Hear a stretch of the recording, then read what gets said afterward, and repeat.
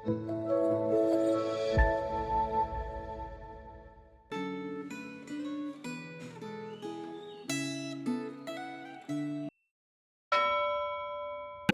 jemaat yang dikasihi Tuhan.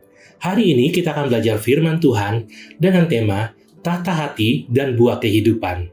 Sebelum kita merenungkan firman Tuhan, mari kita berdoa. Ya Tuhan, pimpin dan sertailah perenungan kami, agar kami dapat lebih memahami apa yang menjadi kehendak-Mu dalam hidup ini. Dalam nama Tuhan Yesus kami berdoa. Amin. Firman Tuhan hari ini diambil dari Yehezkiel 14 dan 15. Saya akan membacakan pasal 14 ayat 1-11. Sesudah itu datanglah kepadaku beberapa orang dari tua-tua Israel dan duduk di hadapanku. Datanglah firman Tuhan kepadaku, "Hai anak manusia, orang-orang ini menjunjung berhala-berhala mereka dalam hatinya, dan menempatkan di hadapan mereka batu sandungan yang menjatuhkan mereka ke dalam kesalahan. Apakah aku mau dimintai petunjuk oleh mereka? Oleh sebab itu, berbicaralah kepada mereka dan katakan, beginilah firman Tuhan Allah, setiap orang dari kaum Israel yang menjunjung berhalanya dalam hatinya dan menempatkan di hadapannya batu sandungan yang menjatuhkannya ke dalam kesalahan, lalu datang menemui nabi, maka aku Tuhan akan menjawab dia karena berhalanya yang banyak. Supaya aku memikat hati kaum Israel yang seluruhnya sudah menyimpang dariku dengan mengikuti berhala-berhala mereka. Oleh sebab itu, katakanlah kepada kaum Israel, beginilah firman Tuhan Allah, bertobatlah, berpalinglah dari berhala-berhalamu, dan palingkanlah mukamu dari segala perbuatanmu yang menjijikkan.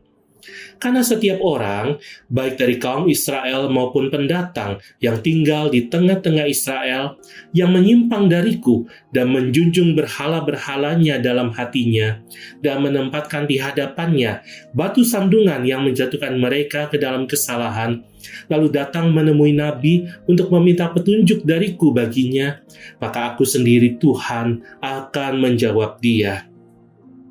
Aku akan mengarahkan mukaku menentang orang itu dan membuat dia menjadi tanda dan sindiran, serta melenyapkannya dari tengah-tengah umatku. Maka kamu akan mengetahui bahwa akulah Tuhan. Apabila nabi itu membiarkan dirinya tergoda dengan mengucapkan sesuatu, dan aku Tuhan yang menggoda nabi itu, aku akan mengacungkan tanganku melawan dia dan memusnahkannya dari tengah-tengah umatku Israel. Mereka akan menanggung kesalahannya sendiri, baik orang yang meminta petunjuk maupun nabi itu, supaya kaum Israel tidak lagi menyimpang dariku dan tidak lagi menajiskan dirinya dengan segala pelanggaran mereka. Dengan demikian, mereka akan menjadi umatku dan aku akan menjadi Allah mereka. Demikianlah firman Tuhan Allah. Jemaat yang dikasihi Tuhan, John Calvin pernah berkata, hati manusia adalah pabrik berhala yang abadi. Artinya, tanpa sadar kita terus memproduksi berhala pengganti Allah, seperti kesuksesan, kenyamanan, relasi, pelayanan, dan hal-hal baik lainnya, lalu menaruhnya di posisi yang seharusnya hanya untuk Allah. Semua itu kita kasihi, kita percayai, dan kita taati lebih daripada Tuhan. Dengan kacamata ini, persoalan dalam Yehezkiel 14 menjadi sangat personal, yaitu bahwa masalahnya bukan sekedar berhala di luar, tetapi tata hati yang diam-diam sudah diduduki oleh yang bukan Tuhan. Para tua-tua Israel datang mencari Tuhan, tetapi ia membongkar isi hati mereka. Mereka telah menjunjung berhala-berhala dalam hatinya. Menjunjung berhala berarti memberi tempat tertinggi kepada sesuatu selain Allah di pusat keinginan, keputusan, dan kepercayaan hati kita. Sebutan berhala sering dipakai dengan nada menghina untuk menggambarkan sesuatu yang najis dan tidak bernilai. Jadi, apa yang mereka simpan dan andalkan di dalam hati sebenarnya adalah kotor dan sia-sia di hadapan Allah. Inilah dosa mereka, yaitu loyalitas hati yang terbagi.